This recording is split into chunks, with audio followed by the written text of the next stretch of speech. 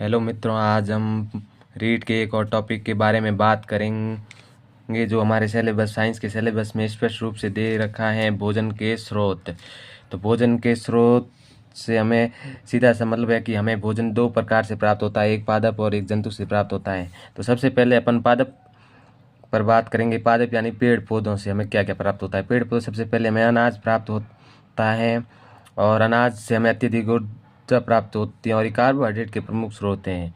फिर हैं दालें। दालें हमें फलीदार पौधों के बीजों से प्राप्त होती हैं। तो सीधा क्वेश्चन बनेगा, फलीदार पौधों के बीजों से हमें क्या प्राप्त होती है, तो दालें प्राप्त होती हैं।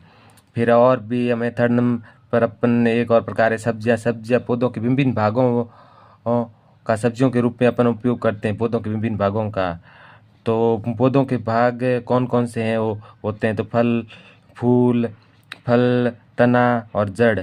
तो फूल, पौधे का फूल भाग कौन सा, तो फूल गोभी होता है। और फल मतलब भिंडी, पौधे का ये भिंडी है ना, ये फल भाग होता है।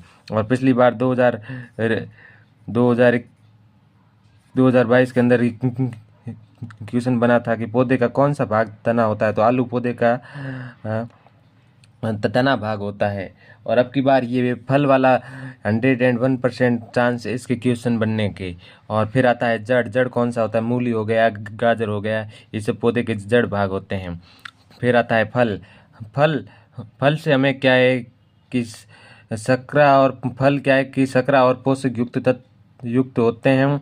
और पौधों से प्राप्त जो फल सूखने के बाद खाद्य पदार्थों मतलब खाने के रूप में उपयोग में लिए जाते हैं, वो सूखे मेवे कहलाते हैं। और तो उसके उदाहरण है बादाम, पिस्ता, काजू और अखरोट हैं। और शकरा मतलब मीठी चीज़ हमें पौधों से किन से प्राप्त होती है, तो गन्ने से व चुकंदर से। शकरा मतलब हम इससे मीठी चीज़ें बना सकते हैं, जैसे शक्कर हो गया, गुड़ हो गया, तो इससे हमें मीठी चीज़ बना सकते हैं। फिर आ गया मसाले। मसालों के अंदर हमें मसालों के विभिन्न पौधों से हमें विभिन्न मसाले भी प्राप्त होते हैं, जैसे कि सौंठ हो गया, हल्दी हो गया, लौंग हो गया, सौंफ, काली मिर्च, इलायची और जीरा।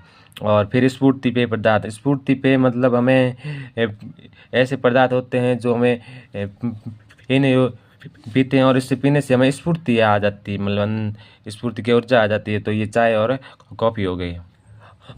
अब अपन पढ़ेंगे जंतुओं से प्राप्त होने वाले हमें भोजन के कौन कौन से स्रोत हैं। तो जंतुओं से हमें दूध प्राप्त होता है। दूध शारीरिक वृद्धि के लिए लाभदायक होता है और इसमें कैल्शियम का प्रमुख स्रोत है दूध हमारे।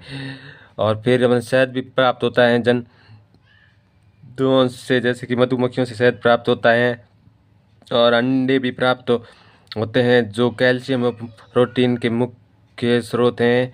और फिर मांस और मछली भी जो प्रोटीन के स्रोत होते हैं, और ये भी हमें जंतुओं से प्राप्त होते हैं। और फिर आता है क्षेत्रीय भोजन, जो राजस्थान के अंदर दाल बाटी चूरमा प्रसिद्ध है, और पंजाब में मिसी रोटी और सरसों का साग, और दक्षिण भारत में इडली डोसा। तो ये अपना भोजन का स्रोत यूनिट कंप्लीट होता है। और भोजन के स्रोत के अंदर इसी में से क्वेश्चन बनेगा 101%। और ये आप इतना भोजन के स्रोत पढ़ लीजिएगा, इसमें से क्वेश्चन बाहर नहीं जाएगा इस टॉपिक में से। और आगे जो भी टॉपिक आपको चाहिए वो कमेंट में मेंशन कर दीजिएगा, और इससे बाहर कुछ भी नहीं जाएगा रीड के अंदर। Thank you. जय हिंद, जय भारत।